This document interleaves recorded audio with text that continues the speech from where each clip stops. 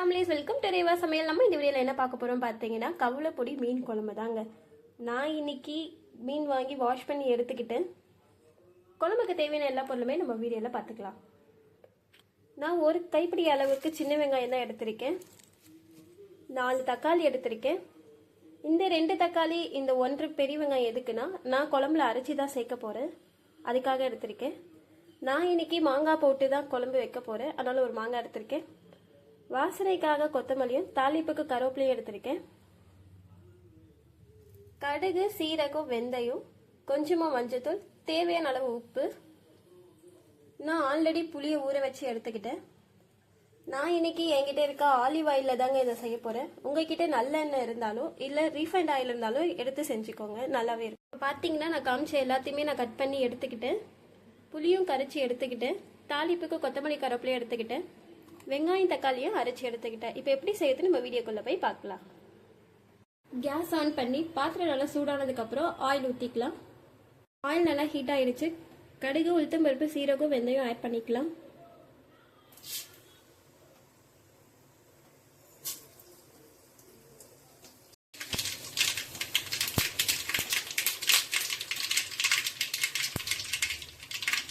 கடுகு நல்லா பொரிஞ்சிருக்கு. கருவேப்பிலை போட்டுக்கலாம். கட் பண்ணி வச்சிருக்க சின்ன வெங்காயமும் ஆட் பண்ணிக்கலாம்.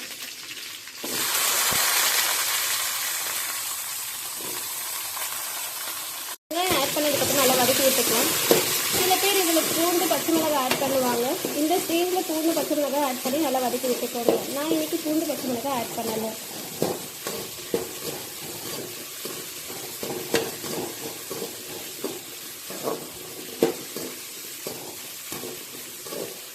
இப்போ பார்த்தீங்கன்னா நம்ம போட்ட வெங்காயம் நல்லாவே வதங்கிடுச்சு. இப்போ தக்காளி ஆட் பண்ணிக்கலாம்.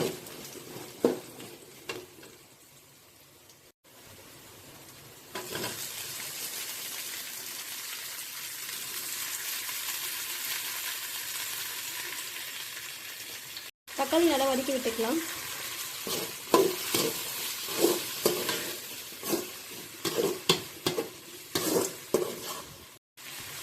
நான் கொஞ்சமாக உப்பு ஆட் பண்ணிக்கிறேன் வெங்காயம் தக்காளி வதங்கிறதுக்கு.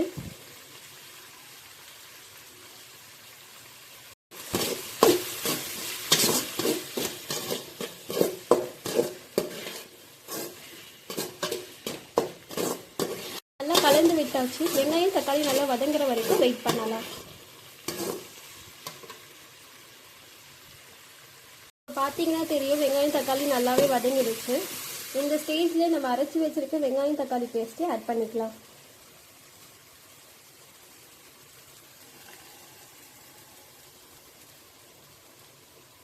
நல்லா கலந்து விட்டுக்கலாம்.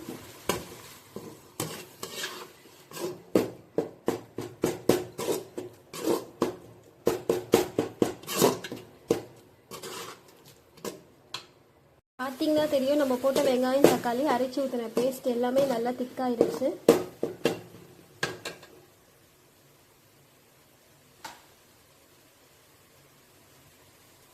இப்போ 1/2 ஸ்பூன் மஞ்சள்தூள் ஆட் பண்ணிக்கிறேன். 3 ஸ்பூன் வீட்டில் அரைச்ச மிளகாத்தூள் ஆட் பண்ணிக்கிறேன்.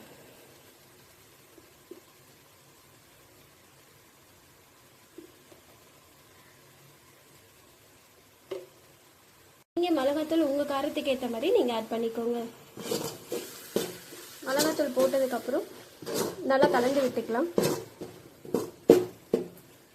அடுப்பு சிம்லேயே வச்சுக்கோங்க, இல்லைன்னா அடிப்பிடிக்க ஆரம்பிச்சிடும்.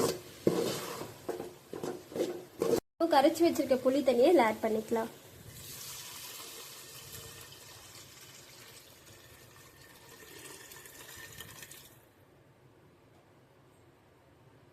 கூட 1 கிளாஸ் தண்ணி நான் ஆட் பண்ணிக்கிறேன். குழம்பு உங்களுக்கு எவ்வளோ வேணுமோ அதுக்கேற்ற மாதிரி நீங்கள் தண்ணி ஆட் பண்ணிக்கோங்க.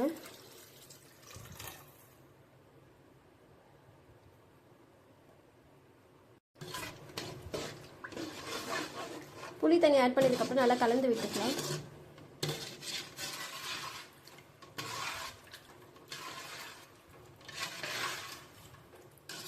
கலந்து விட்டதுக்கப்புறம் அடுப்பை ஹை ஸ்பீடில் வச்சுடுங்க, ஏன்னா குழம்பு நல்லா கொதிக்கணும். இப்போ உப்பு ஆட் பண்ணிக்கலாம். உப்பு செக் பண்ணி ஆட் பண்ணிக்கோங்க. ஏன்னா வெங்காயம் தக்காளி வதக்கும் போது நம்ம கொஞ்சமாக ஆட் பண்ணியிருக்கோம். நான் புளி ஊற வைக்கும் போதும் உப்பு ஆட் பண்ணி தான் நான் ஊற வச்சேன். அதனால் நான் செக் பண்ணி தான் ஆட் பண்ணியிருக்கேன். நீங்களும் அதுமாதிரி செக் பண்ணி ஆட் பண்ணிக்கோங்க. இல்லை இப்போ தான் நான் உப்பு ஆட் பண்ண போகிறேன்னா உங்களுக்கு தேவையான உப்பையே நீங்கள் ஆட் பண்ணிக்கோங்க. குழம்பு இப்போ கொதிக்க ஆரம்பிக்க போது குழம்பு நல்லா காயணும். அப்போ தான் மீன் குழம்பு நல்லாயிருக்கும். ஒரு கால் வரைக்கும் நம்ம குழம்பு கொதிக்க வைக்கலாம்.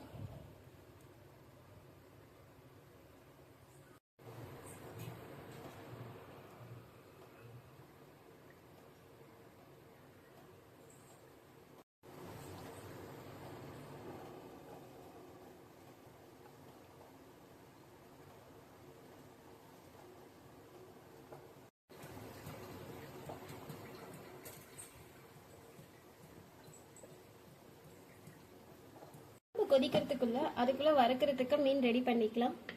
என்னதான் மீன் குழம்பு வச்சாலும் நம்ம வறுத்த மீனோட சாப்பிட்டாதான் ஃபுல்ஃபில் ஆகும். என்னதான் மீன் மசாலா இருந்தாலும் நம்ம வீட்டில் அரைச்ச மிளகாத்தூளோட சுவையே தனிங்க.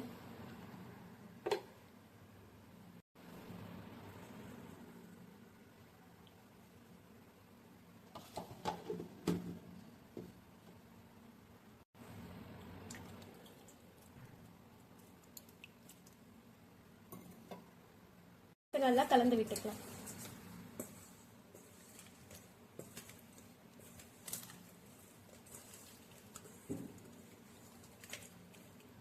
பார்த்தீங்கன்னா தெரியும், நான் மீன் மிளகாத்தூள் போட்டு நல்லா கலந்து வச்சுட்டு குழம்பு ஆகிற வரைக்கும் இது நல்லா ஊறட்டும்.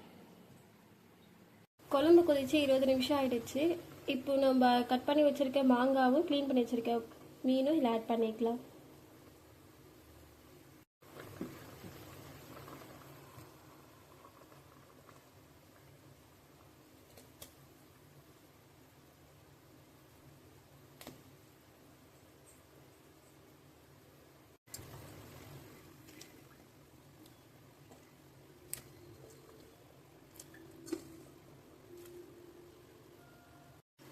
மீன் போட்டதுக்கப்புறம் குழம்பு லைட்டாக கலந்து விட்டுக்கலாம்.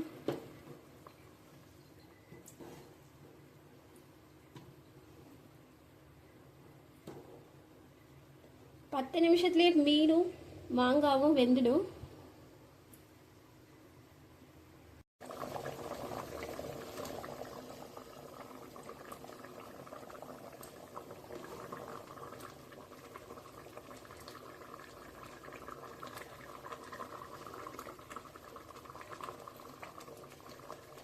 பத்து நிமிஷம் ஆயிடுச்சு. இப்போ குழம்பு ரெடி ஆயிடுச்சு. கொத்தமல்லி போட்டு இறக்கிக்கலாம்.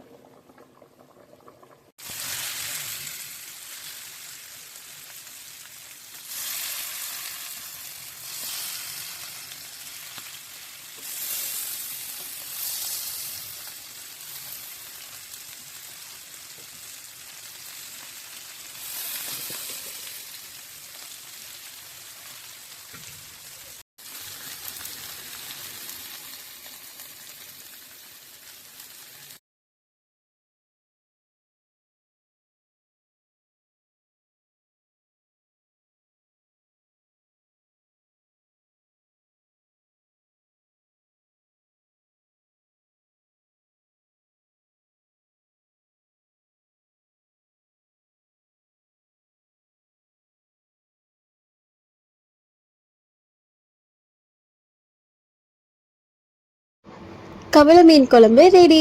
நீங்களும் ட்ரை பண்ணிட்டு எப்படி இருக்குன்னு எனக்கு கமெண்ட்ல சொல்லுங்க. தேங்க்ஸ் ஃபார் வாட்சிங்.